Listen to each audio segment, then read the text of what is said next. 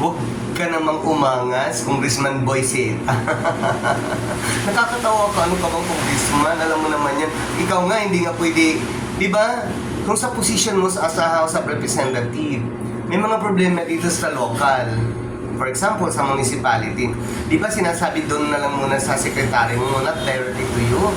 Oo, kasi may mga taga-resolve sa mga problema in its department. Diba? Huwag naman palagi na lang BBM.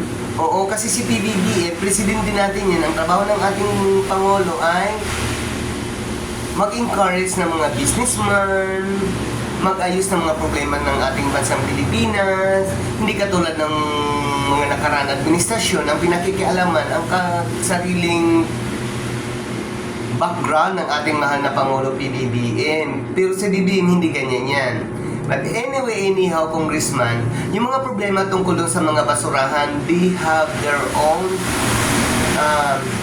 heads or in charge for that basura. Sabi mo, yung mga basis na nandyan, baka siguro mga expired ang mga batteries or mga kung electronic basis yan. So, you must address first to the in charge of that problems. So, mga problema dyan sa mga basis na naka-impound, sinasabi mga basurahan, pwede ka naman pwede ka naman, in my opinion, I'm not advising you kasi I know you are a congressman, but luckily,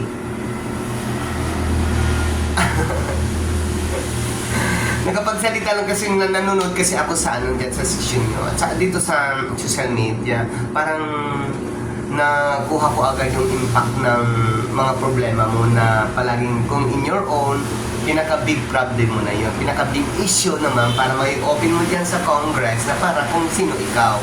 So, kailangan isipin mo muna kung ano ang problema, kung saan mo i-address directly, hindi i-address mo dyan sa presidente, sa PBBM. Kasi si PBBM, iba yung linya niya. Kaya siya may mga anak sa baba, down to you, na congressman, kayo ang magkakaroon ng solusyon para kung anong problema about in local or national. Hindi directly, okay lang yon, pwede din yon kay presidente. Pero kahit presidente natin, kung may nakatalaga na siya ng mga head sa mga department, siyempre ko konsulta, hindi yan directly agad-agad doon, o yung basura itapon mo.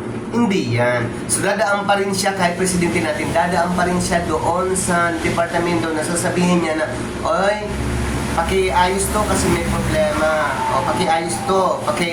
May mga basura nakikita ng Congressman Boyceta. Pakiayos nyo naman kung ano mga problema. Yun ang sasabihin lang ng ating Pangulo. Hindi actually directly to resolve that problem because there is an own heads, there is an own departments to taking care of that problem. Congress Boyceta.